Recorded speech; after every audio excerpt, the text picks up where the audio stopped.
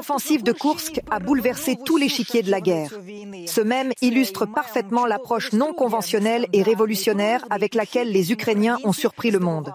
En Russie, une chose incroyable s'est produite cette semaine dans les émissions de propagande. Les invités ont commencé à parler de la possible défaite de la Russie. Nous devons partir du principe que nous pouvons perdre. Si nous continuons à commettre de telles erreurs, nous risquons de perdre.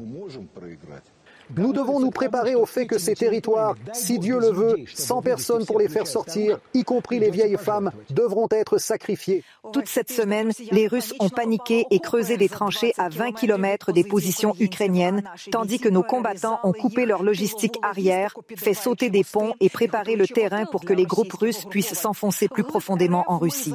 Nous avons déjà atteint 35 km, a déclaré le commandant en chef Oleksandr Syrski lors d'une réunion en milieu de semaine. Les forces ukrainiennes contrôlent 82 localités, soit 1150 km² de territoire. Dans le même temps, nos soldats ont activement reconstitué le fonds d'échange. L'apogée a été la capture de centaines de combattants russes en une seule fois, ce qui a contraint la Russie à aborder pour la première fois la question des échanges. Les détails de l'opération spéciale du SBU et l'analyse de la situation dans la région de Koursk figurent dans l'article de Konstantin Pavlov. Extension de la tête de pont de Koursk. C'est la meilleure situation pour nos forces. Comment l'opération Koursk a changé la réalité militaire et politique?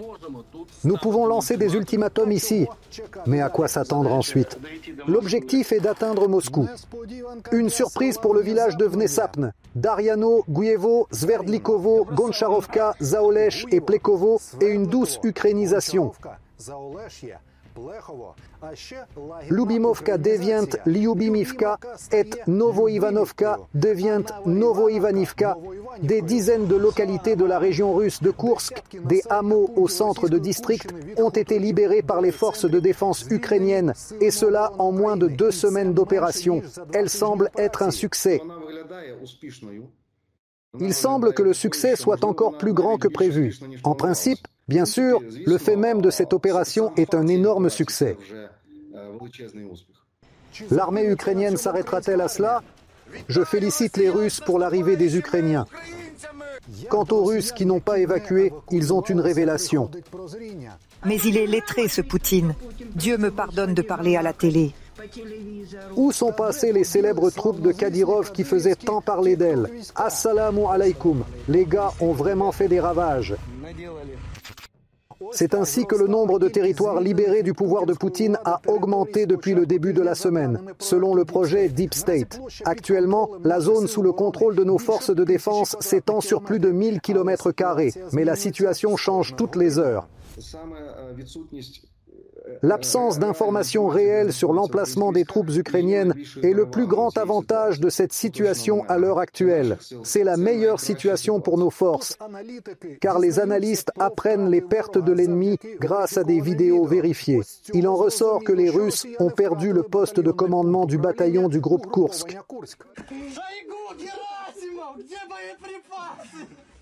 Et sur ces photos, nos hommes sont en train de trophée les chars T-80 que les Russes cachèrent dans la forêt. Démarre, allons à droite, tout de suite à droite. Le drapeau de l'Ukraine, le drapeau de l'Ukraine, le drapeau de l'Ukraine. Les attaques ciblées de nos forces de défense sont si imprévisibles et si rapides que les Russes évacuent district après district, et pas seulement dans la région de Koursk. Introduction du régime d'urgence d'importance fédérale dans la région de Belgorod. Les autorités régionales ont déjà annoncé l'évacuation du district de Krasnoyarouski. Il a été décidé d'évacuer les habitants du district de Bilovsk. Bien sûr, en fin de compte, je pense que l'objectif est d'atteindre Moscou. Les autorités russes affirment avoir évacué plus de 100 000 personnes des régions frontalières, mais de nombreuses personnes restent sur place. Elles ont été livrées à elles-mêmes, selon les habitants. Eh bien, pourquoi mentir? Où sont-ils? Les nôtres, ils nous ont abandonnés. Les forces de l'ordre et les autorités locales ont été les premiers à s'échapper, disent les habitants de la région de Koursk, afin que les Russes fassent ce qu'ils préfèrent du fouet et du maître voler leur propre peuple. Qu'est-ce que vous traînez, vous les pillards? Et que faire? Il faut survivre d'une manière ou d'une autre. Et c'est à ce moment-là que la propagande russe risquait de chercher des preuves que les soldats ukrainiens se comporteraient comme des occupants dans la région de Kiev. Elle cherchait mais ne trouvait pas. L'Ukraine n'est pas la Russie. Il est important que l'Ukraine se batte selon les règles et les besoins humanitaires de ce territoire doivent être satisfaits.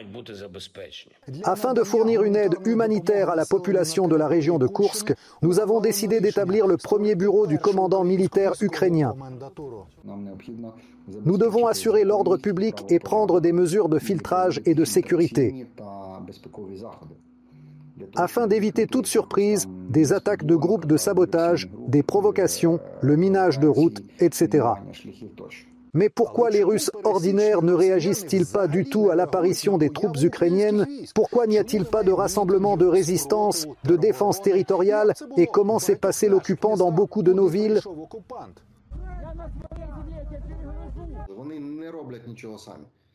Ils ne font rien eux-mêmes, c'est-à-dire qu'ils vont s'enfuir. Ils se soumettront d'ailleurs si l'Ukraine arrive et dit « Oui, maintenant il y aura de l'ordre ici ». Ils diront « D'accord ».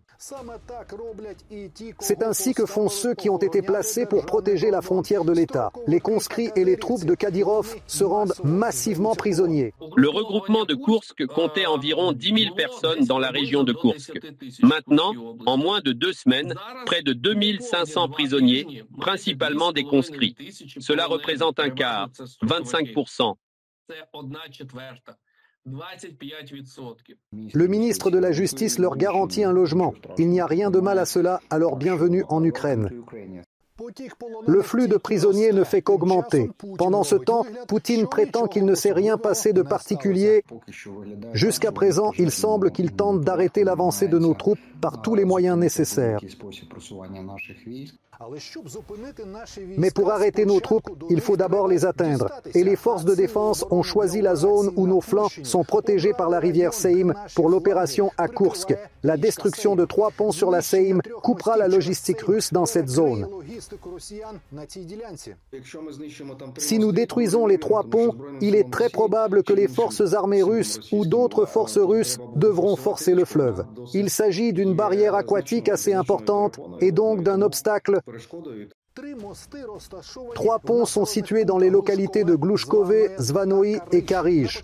En début de semaine, les Ukrainiens ont déjà commencé à tirer sur Glushkovski.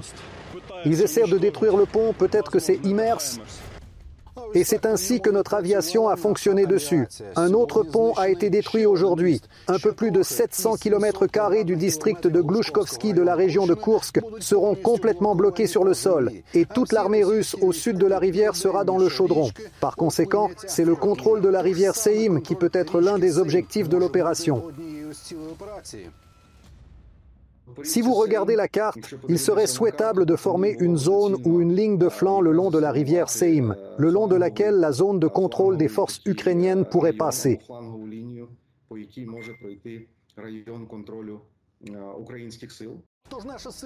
C'est pourquoi nos forces de défense ne réduisent pas l'opération Koursk, mais s'appuient sur son succès, car plus nous contrôlerons de territoire de la Fédération de Russie et plus nous capturerons de militants russes, plus vite nous libérerons nos terres et notre peuple.